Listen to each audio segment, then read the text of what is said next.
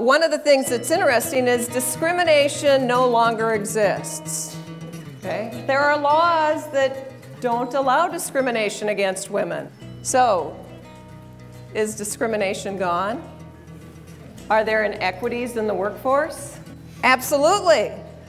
What are the statistics of what a woman makes compared to a man? It's somewhere between 79 and 81 cents on the dollar. Imagine you're making 20 cents less on the dollar, starting salary $40,000 a year, times every year, 5% increase in salary, and imagine if you invested that 20-cent difference on every dollar over your 40 years of employment. I want you to just individually take some time and think about what do you think the 3 or 4 things are that hold women back. We have a part of our brain that is better than men at scanning the horizon for issues and problems. And it's because of that connection between our left and our right brain, because we can see what's going on. Okay, we see the risk of what can happen. But because of that, we often don't speak up. And that's exactly why we should speak up. The estrogen causes us to do more relationship building, to compromise, to collaborate, to figure out how to solve the conflict. Okay, so by nature, we are wired, and that's what makes us such great leaders. So what still stops us? We already talked about that a lot of it is that we need to ask. Everything is negotiable, but we as women initiate salary discussions a lot less than men do. 4 times less. Attitude is 50% of the game. That if you want to script a new story for yourself and you want to find a signature voice where you get to the point where you can ask for what you want, you can bring up the issues that you are important, you have to understand that 50% of it is your attitude.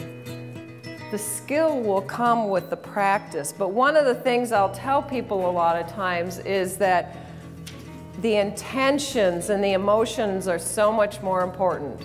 That communication is only about 7% of what we say, the rest is our tone and our nonverbal. Especially for each other in the room, we need to be each other's coaches and each other's sponsors to help us be more successful, and we do that by supporting each other with feedback.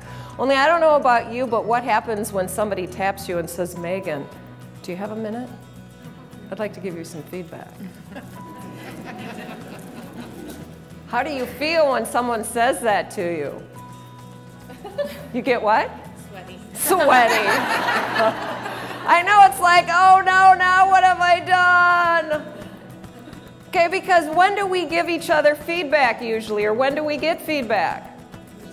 When it's wrong, when it's negative, okay? We need to give each other positive feedback. Conflict. Is conflict a bad thing? Not necessarily. So why are we afraid of conflict? What makes conflict so uncomfortable for us? People don't know how to deal with it. Okay? That's a whole nother session. I'll come back next year and we'll talk about conflict, okay? Conflict in and of itself is not a bad thing. It's a good thing. What's the good thing about conflict? It gets people talking. It gets issues on the table. It helps us think differently. It allows us to problem solve. It allows for innovation. It frees us up to work through our differences and improve our work relationships. Conflict isn't the problem. As you said, it's our inability oftentimes to manage it. Don't live a life of regrets.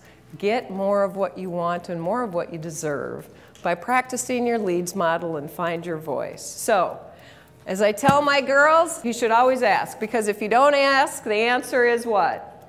No. What's the worst thing that can happen if you do ask? So, what's the best thing that could happen? You could get something of what you want. Thank you.